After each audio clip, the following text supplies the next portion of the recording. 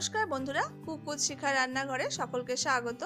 আজ আমি রান্না করব একদম অনুষ্ঠান বাড়ির স্বাদের নিরামিষ বাঁধাকপির তরকারি। এটা যে কোনো নিরামিষের দিন আপনারা ভাত, রুটি, লুচি, পরোটার সাথে অনায়াসে খেতে পারবেন। দুর্দান্ত খেতে লাগে। রেসিপিটা যদি ভালো লাগে তাহলে বরাবরের মতো লাইক ও শেয়ার ও কমেন্ট করতে ভুলবেন না যেন। চলুন তাহলে শুরু করা যাক। এখানে আমি একটা মাঝারি সাইজে বাঁধাকপি নিয়ে নিয়েছি। তারপর আমি এবার বাঁধাকপিটাকে কেটে নেব। আমি বাঁধাকপিটা ছুরি দিয়ে এইভাবে সরু সরু করে কেটে নেব। আপনাদের যেটাতে সুবিধা আপনারা সেটা করবেন, বটি দিয়েও করতে পারেন।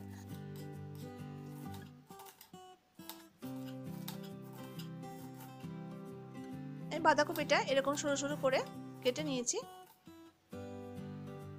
আমি সমস্ত বাঁধাকপিটা এইভাবে সরু সরু কেটে নিলাম। এরপর আমি এটাকে সেদ্ধ করে নেব। তারপর আমি কড়াইতে বাঁধাকপিটা দিয়ে দিলাম। তারপর সামান্য জল দিয়ে আমি এটাকে একটু সেদ্ধ করে নেব। এই সেদ্ধ করে নিলে রান্নাটা খুব তাড়াতাড়ি হয়ে যাবে। বাঁধাকপিটা আমি 4 থেকে 5 মিনিট মতো একটু সেদ্ধ করে নিয়েছি। এরপর আমি এটাকে নামিয়ে রাখবো। অনুষ্ঠান বাড়িতে এই বাঁধাকপির তরকারি আর সাথে মুগের ডাল খেতে কিন্তু দুর্দান্ত লাগে। বাঁধাকপিটা আমি নামিয়ে নিয়েছি। এরপর একটা কড়াইতে 1 টেবিলস্পুন পরিমাণ সরষের তেল দিয়ে দিলাম। তারপর তেলটা গরম হয়ে গেলে আমি এখানে 2টো এলাচ, 3টে লবঙ্গ আর 1 টুকরো দারচিনি দিয়ে দিলাম। আর 2টো আমি তেজপাতা দিয়ে দিয়েছি। আর একটা শুকনো লঙ্কাকে আমি দুভাগ করে দিয়ে দিলাম। আর 1 টিস্পুন পরিমাণ আমি এখানে জিরে দিয়ে দিলাম। তারপর একটু ফোড়নগুলো একটু ভাজা ভাজা গন্ধ ছাড়লে আমি এখানে কেটে রাখা আলুটা দিয়ে দিলাম। এখানে আমি 3টে বড় সাইজের আলুকে এভাবে ডুমো ডুমো করে কেটে নিয়েছি। এই আলুটা একটু এরকম করে বড় বড় ডুমো ডুমো করে কাটলে ভালো হবে। আলুটা দিয়ে আমি 3 থেকে 4 মিনিট মতো একটু নাড়াচাড়া করে ভেজে নেব। আলুটা দিয়ে আমি একটু নাড়াচাড়া করে নিয়েছি। এরপর আমি এখানে 2টো কেটে রাখা টমেটো দিয়ে দিলাম। তারপর টমেটোটা দিয়ে আমি 2 মিনিট একটু নাড়াচাড়া করে নেব। টমেটোটা আমি একটু বড় বড় করে কেটেছি। এরপর আমি এখানে গুঁড়ো মশলাগুলো অ্যাড করব। এখানে আমি প্রথমে 1 চামচ পরিমাণ আদা বাটা দিয়ে দিলাম। তারপর টেস্ট হিসাবে আমি লবণটা দিয়ে দেব। আর 1 টিস্পুন পরিমাণ হলুদের গুঁড়ো দিয়ে দিলাম।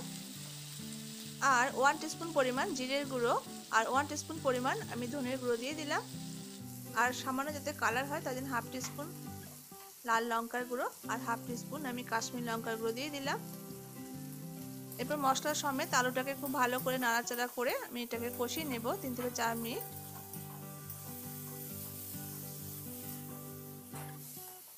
3 থেকে 4 মিনিট খুব ভালো করে নাড়াচাড়া করে কষিয়ে নিয়েছি। দেখুন কষানোটা খুব ভালোভাবে হয়ে গেছে। এবার এই পর্যায়ে আমি মটরশুঁটিগুলো দিয়ে দেব। এখানে আমি 1 কাপ পরিমাণ মটরশুঁটি নিয়েছি। তারপর মটরশুঁটিটা দিয়ে আমি খুব ভালো করে আবার নাড়াচাড়া করে নেব।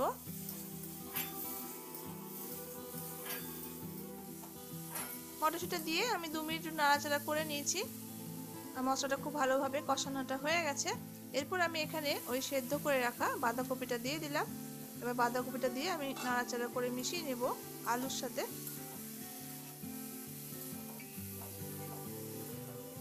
এই বাঁধাকপিটা প্রথমে একটু সেদ্ধ করে নিলে রান্নাটা তাড়াতাড়ি হয়ে যায়। আর সেদ্ধ করে নিলে গ্যাস অম্বলের সমস্যা যেটা হয় আমাদের বাঁধাকপি ফুলকপি খেলে সেই সমস্যাটাও হবে না। এরপর আমি এখানে 4টে কাঁচা লঙ্কা ফালি করে দিয়ে দিলাম। আর আমি 1 টিস্পুন পরিমাণ চিনিটা দিলাম। চিনিটা কিন্তু অবশ্যই দেবেন এই নিরামিষ বাঁধাকপির তরকারিতে। চিনিটা দিলে কিন্তু খুব ভালো লাগবে। এরপর আমি নাড়াচাড়া করে মিশিয়ে দিয়েছি। এরপর আমি এটা ঢাকা দিয়ে রেখে দেবো। এখানে কিন্তু কোনো জল ইউজ করব না। ওই বাঁধাকপি যে জলটা বেরোবে তাতেই আলুগুলো সেদ্ধ হয়ে যাবে। এরপর আমি 5 মিনিট বাদে আমি এবার ফিরে এলাম। আমি এবার দেখে নেব। এরপর আমি এখানে 1 টিস্পুন পরিমাণ গরম মশলা গুঁড়ো ছড়িয়ে দিলাম।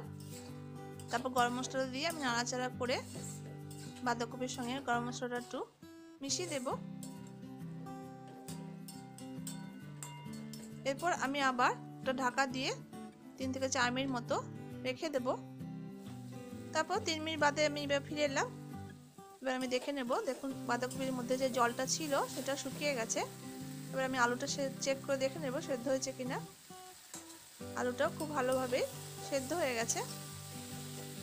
এরপর আমি এটাকে নাড়াচাড়া করে একটু শুকনো শুকনো মতো করে নিয়ে নামিয়ে নেব, তাহলে আমাদের তৈরি হয়ে যাবে। এরপর আমি এখানে 1 টিস্পুন পরিমাণ একটু ঘি অ্যাড করে দিলাম। তারপর ঘিটা দিয়ে আমি 2 মিনিট মতো একটু নাড়াচাড়া করে মিশিয়ে নেব বাঁধাকপির সাথে।